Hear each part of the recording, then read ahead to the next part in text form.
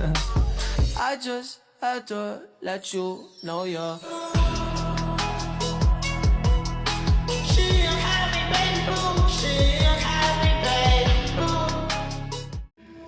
Assalamualaikum warahmatullahi wabarakatuh. Perkenalkan, nama saya Elsa Safira. Di sini saya akan menjelaskan tentang proses terjadinya evolusi. Evolusi adalah proses ilmiah yang menjelaskan bagaimana makhluk hidup berubah dan berkembang dari generasi ke generasi.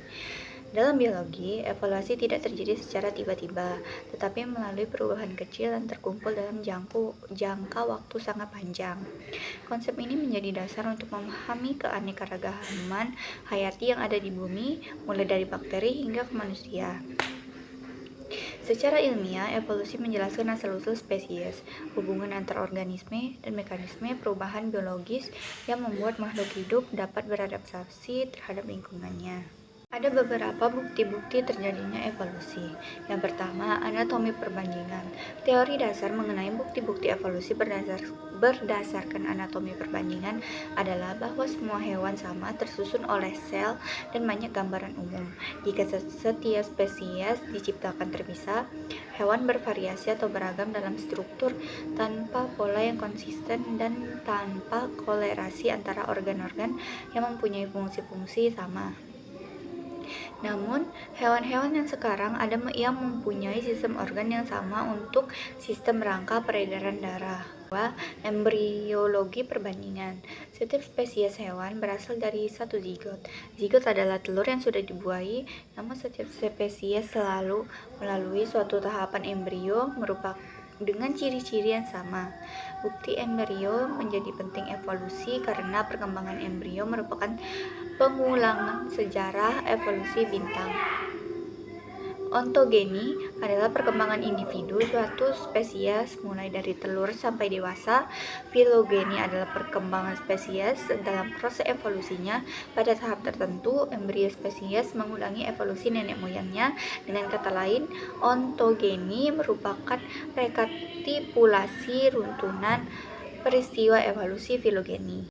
Yang ketiga, bukti dari struktur kromosom.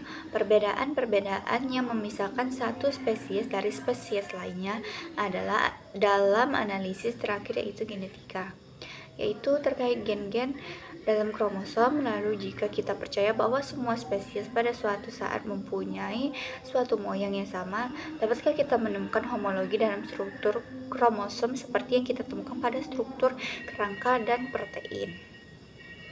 Semakin dekat hubungan dua spesies berdasarkan kriteria seperti organ-organ homolog, semakin mirip karnotipenya. Karnotipe simpanse dan karnotipe orangutan praktis tak dapat dibedakan, kecuali jumlah kromosomnya, yaitu 48 berbeda dengan kromosom manusia yang berjumlah 46. Sangat mirip dengan karyotipe manusia. Yang keempat, bukti molekuler dan genetika. Penelitian DNA dan protein memungkinkan ilmuwan membandingkan kesamaan gen antar spesies. Analisis molekuler bahkan melahirkan konsep jam molekuler yang digunakan untuk memperkirakan waktu ketika dua organisme memulai berevolusi secara terpisah. Selain itu, seleksi alam cenderung mempertahankan urutan protein penting bagi kehidupan sehingga kesamaan genetik menjadi indikator hubungan kekerabatan. Kelima, fosil sebagai rekaman sejarah kehidupan. Fosil adalah sisa-sisa atau jejak organisme purba yang tersimpan dalam bebatuan. Melalui penentuan umur dan pengelompokan fosil, ilmuwan dapat mengetahui kapan organisme hidup serta melihat perubahan bentuk makhluk hidup selama jutaan tahun. Catatan fosil menunjukkan adanya perubahan bertahap, misalnya evolusi manusia dan kuda dari bentuk yang lebih sederhana menuju bentuk modern.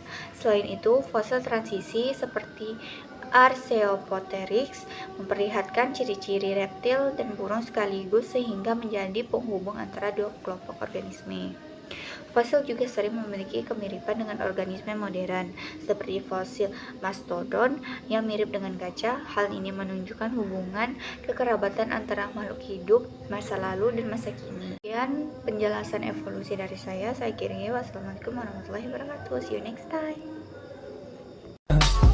I just had to let you know you're